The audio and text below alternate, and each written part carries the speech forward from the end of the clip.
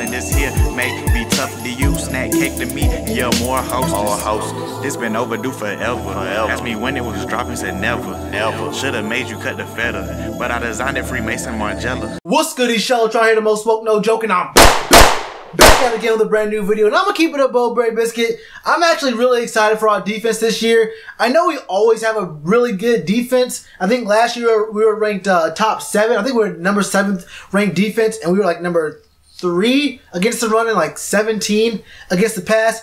But I think this upcoming year we should be able to be at least top 5. I'm thinking maybe even top 3 or 4, because I think we have a new coach, which is kind of becoming a running theme with Eric Washington. He used to be the defensive line coach, who's now the full defensive coordinator. I think with him at the helm and looking at how we've been running our defenses for the last few years, I think we can really do a few things differently that Eric's been talking about. And I think with that kind of with this kind of mindset, we can make some really big moves. So before I get to all that, I'm going to show you 2 pictures that I saw on what was it? Pro Football Focus's Twitter. So this one picture right here, it shows the top 5 teams in zone coverage. It shows the Panthers at number 1. I think we all knew that Panthers ran the most. We run zone a lot. But I think I was kind of surprised to see that we ran zone the most in the whole NFL by a full, 2.4%. You see that's us, the Steelers, the Bills, the Browns,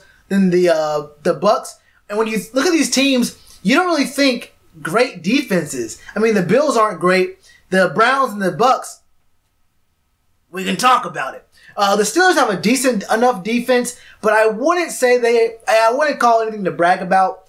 And there's this other picture right here that shows the top 5 teams for man defenses, for man coverages. You see the top 5 is the Chiefs, Patriots, the Titans, Texans, and the Seahawks. When you see some of these teams, you think of there's some great corners and safeties on these teams, and they can afford to run those man coverages. You know, when you run zone, there's a lot of help over the top, so you don't get your corners on islands. When you run man, you have to have a premier type of corner, or maybe even a safety guarding a tight end or something. And some of you can depend on having one-on-one coverage with them right there, and saying, okay, this side of the field, this whole side of the field right here, or this one receiver right here is locked down. That's taken care of. What else do you have to deal with over here? So you have a huge strength, so you can cover up some of your other weaknesses somewhere else. And I think, but it's kind of wild here, because you see that the number one zone defense was called 72.5% of the time, and number 5 was called 66.4%. But for the man, the number 1 was 46.3, and number 5 is 41.1. So with numbers that low, you can even tell that maybe even the number 20th ranked man coverage probably runs man less than 25%. So, I mean, I have the numbers in front of me, but it shows that people just aren't really running man coverages too much. But what Eric Washington was saying is that we got to find a way to get offenses off their schedule. And his thought was, look, we don't have the strongest secondary in the league. I mean, we brought in Ross Cockrell, and James Bradbury will still probably be our number 1.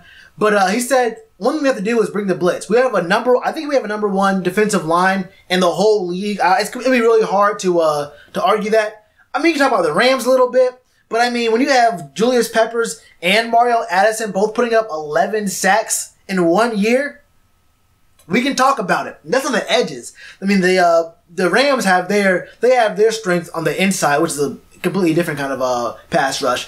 But what we're looking at here is an opportunity to use our corners and I guess we have a lot of gadget kind of players with speed, but not really great coverage skills, or they have great coverage skills, not a lot of speed. But so I'm thinking that right now we could probably do something that Eric Washington was talking about. He's saying use these guys in the corners and in the nickel as blitzers, which works really well, because when you think about Donte Jackson, you don't think about a lockdown corner or a guy who can get a zone on the field and say, okay, this is my real estate. You're not coming in here and you're not touching it. What he is, he's kind of a small frame, speedy guy.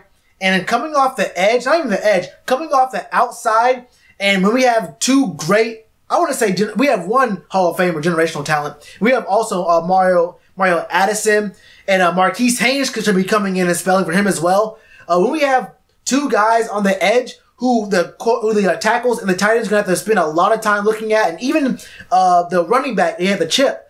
You got to look at those defensive ends a lot.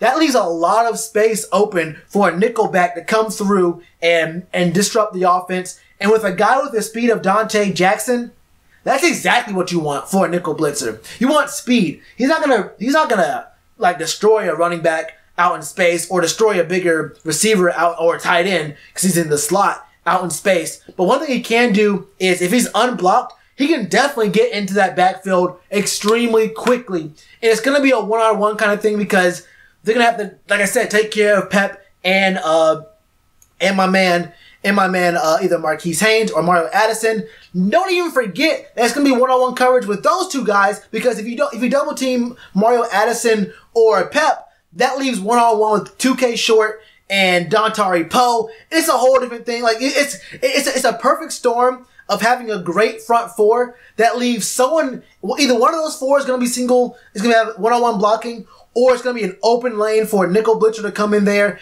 And that's where I think Donte Jackson can really be a huge factor for us on defense. That and, like I said about man and zone coverages, he's not really a shutdown kind of corner. So, and since his biggest thing is speed, we put him on either their fastest receiver or whoever's in the slot and have him just stay with him.